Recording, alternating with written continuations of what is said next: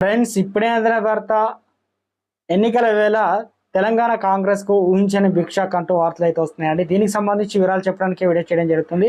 చాలా మంది వీడియోస్తున్నారు కానీ సబ్స్క్రైబ్ చేసుకొని మర్చిపోతున్నారు. దయచేసి ఛానల్ సబ్స్క్రైబ్ చేసుకొని బెల్ ఐకాన్ ఆల్ మీద ట్యాప్ చేయండి. ఇటువంటి ఇంపార్టెంట్ ఇన్ఫర్మేషన్ మిస్ అవ్వకుండా మీ ఫోన్ నోటిఫికేషన్ రూపంలో వస్తుందండి. చాలా మంది మీరు చూస్తున్నారు కానీ లైక్ చేయడం లేదంటే దయచేసి లైక్ చేయండి. ఇన్ఫర్మేషన్ అందరికీ తెలుస్తుంది. టికెట్ తనకిస్తే మెజార్టీతో గెలుస్తానని మాజీ ఎంపీ విహెచ్ హనుమంతరావు సంచలన వ్యాఖ్యలు చేశారు.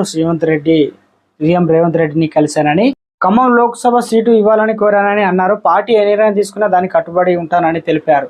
మొత్తానికి తెలంగాణ రాష్ట్రంలో ఖమ్మం సీటుకు సంబంధించి హాట్ టాపిక్గా మారింది. ఖమ్మం సీటుకు సంబంధించి మంత్రి పొంగులేటి శ్రీనివాసరెడ్డి, డిప్యూటీ సీఎం బట్టి విక్రమార్క వద్ద పోటీ తీవ్రంగా నెలకొంది. అయితే ఈ తరుణంలో ఖమ్మం సీటు తనకే ఇవ్వాలంటూ బహిర్గతంగానే చెప్పడం, బలమైన నాయకుల కోసం వెయిట్ చేస్తున్న తరుణంలో ఖమ్మం నుంచి ఈ సీటు కావాలని తానే బహిరంగంగా సీఎం రేవంత్ రెడ్డి పైన గతంలో విమర్శలు చేయడం ఒకంత చర్చకైతే దారితీసింది. పార్టీకి నిర్ణయాలు కట్టుబడి ఉండాలని చెప్పేసి చర్యలు కూడా తీసుకుంటామని చెప్పారు. కాంగ్రెస్ పార్టీ నేతలకు కేటీఆర్ అయితే వార్నింగ్ ఇచ్చారు. ఫోన్ ట్యాపింగ్ అంశంలో కాంగ్రెస్ పార్టీ నేతలకు కేటీఆర్ వార్నింగ్ ఇచ్చారు. మంత్రి కొండా సురేఖ, ఎమ్మెల్యే ఎన్ఎం శ్రీనివాస్ రెడ్డికి, కేకే మహేందర్ రెడ్డికి లీగల్ నోటీసులు కూడా పంపిస్తారని హెచ్చరించారు.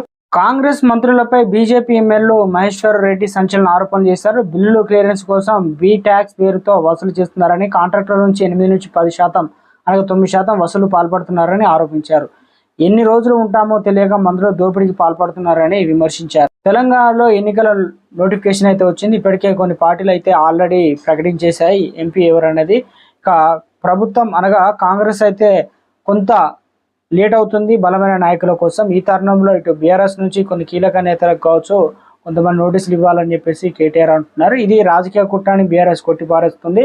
మొత్తానికి తెలంగాణలో ఇటు బీజేపీ కూడా తాము పోటీలో ఉంటామని చెప్పేసి బీఆర్ఎస్ పైన గట్టిగానే ఒత్తిడి చేస్తుంది. కాంట్రాక్టర్లు పేరుతో దోపిడీ చేస్తున్నారని, ఇక ఎవరికి టికెట్ ఇవ్వాలి, ఎవరికి టికెట్ ఇవ్వకూడదు, మొత్తానికి రాష్ట్రంలో 3 పార్టీల మధ్య గందరగోళమే నెలకొందంటున్నారు రాజకీయ నిపుణులు కూడా.